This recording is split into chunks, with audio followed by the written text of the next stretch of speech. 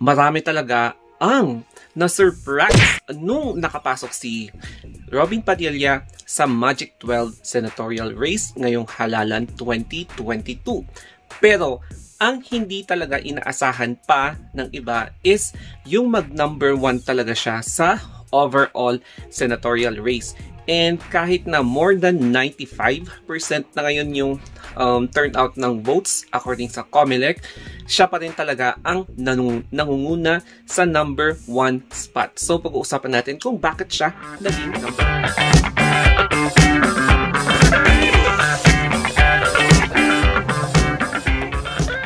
1. Before muna tayo mag-start, magdi-disclaimer po muna tayo.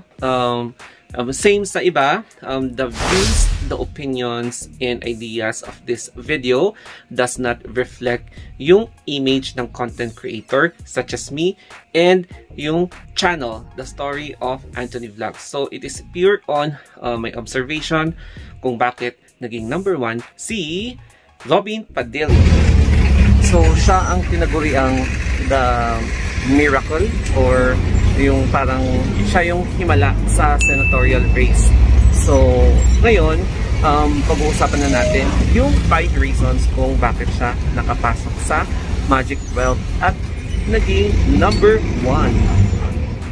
Let us now begin with the first na fact or reason, which is yung kanyang degree. Marami ang nagsasabi na he is uneducated, wala po siyang napag-aralan, but then nanalo siya and number 1 pa. Sa mga hindi nakakaalam, meron po siyang degree in criminology, BS Criminology.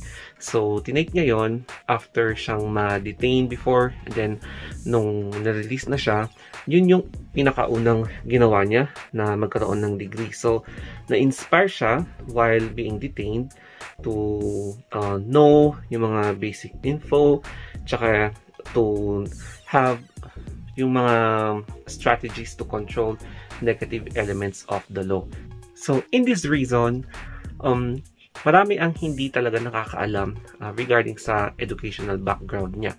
So, mostly sa atin, ang alam lang sa kanya is po pagka-artista o kaya yung issue about sa kanyang mga advocacies. Dito na ako ngayon sa work ulit, and our number 2 is all about him as an army reservist. So bilang isang army reservist, he is ready anytime kung magkakaroon ng gulo ulit.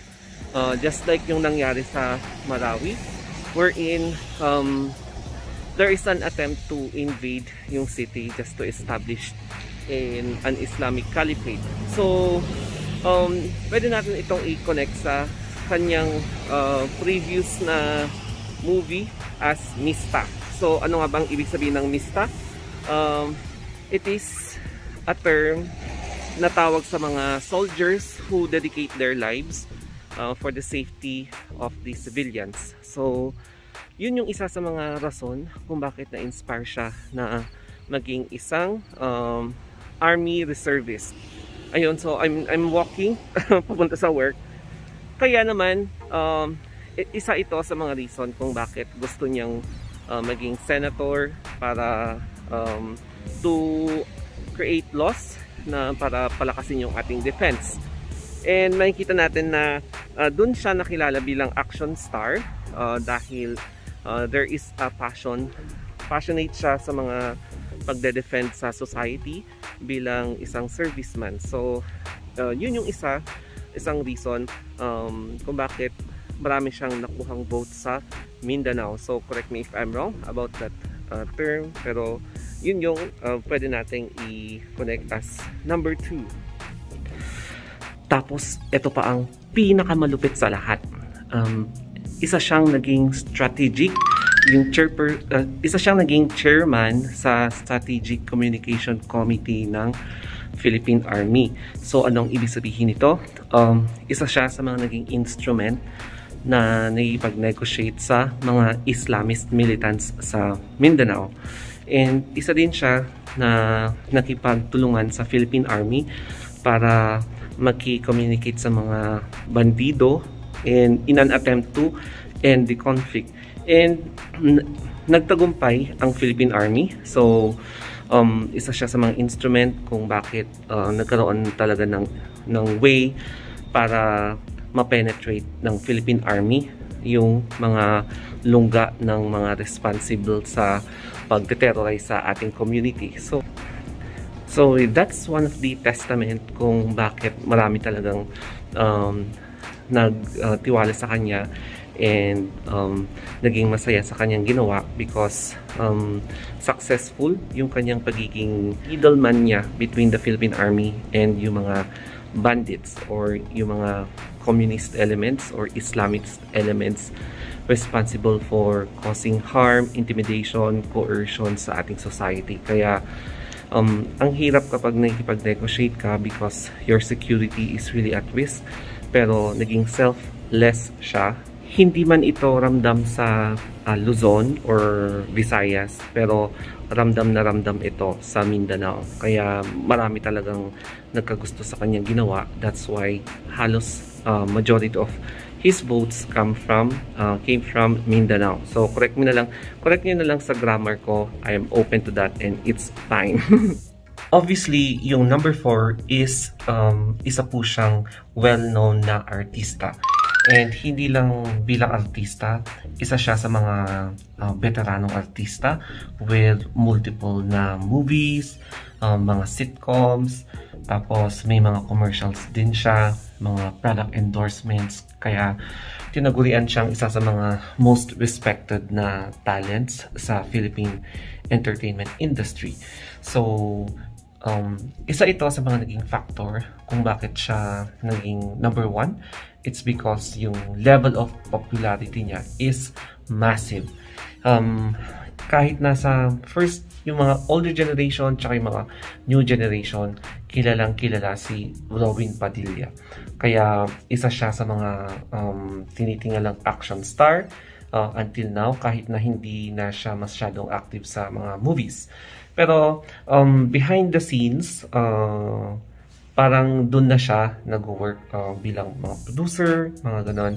So, yun yung nagpaangat sa kanyang popularity as one of the most popular na senator. So, naging number 1 siya and nakatulong din yung pangbabash sa kanya para mapaangat yung popularity niya para makapasok sa top 12. And hindi lang yon, ngayon is number 1 siya, rank 1. Kahit na ipaulit yung count sa Senate, mananatili pa rin siyang number 1. So, let's see how it goes until na ma-count na lahat yung mga polls. Yung isang reason naman is all about yung kanyang campaign against malaria.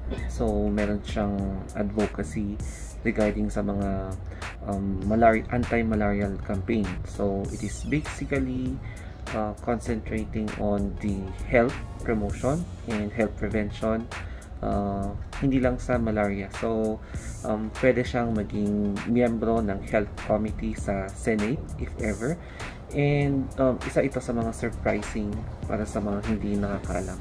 Kaya naman expect na Robin Padilla will be also lending his support.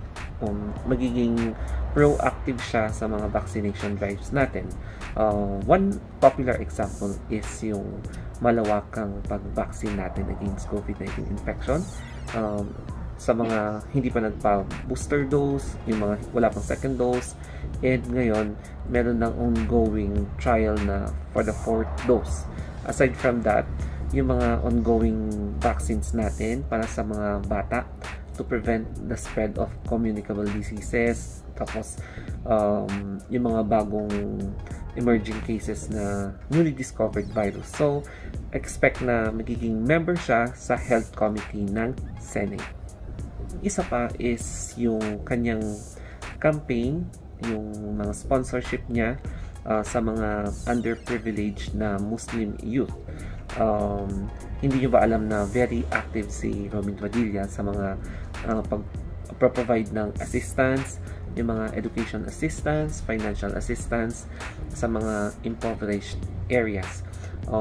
If I'm not mistaken, hindi lang yung sa underprivileged na Muslim youths, marami pang iba, yung mga indigent communities natin. Kaya very silent siyang nagpo-promote ng advocacy niya na hindi familiar sa iba.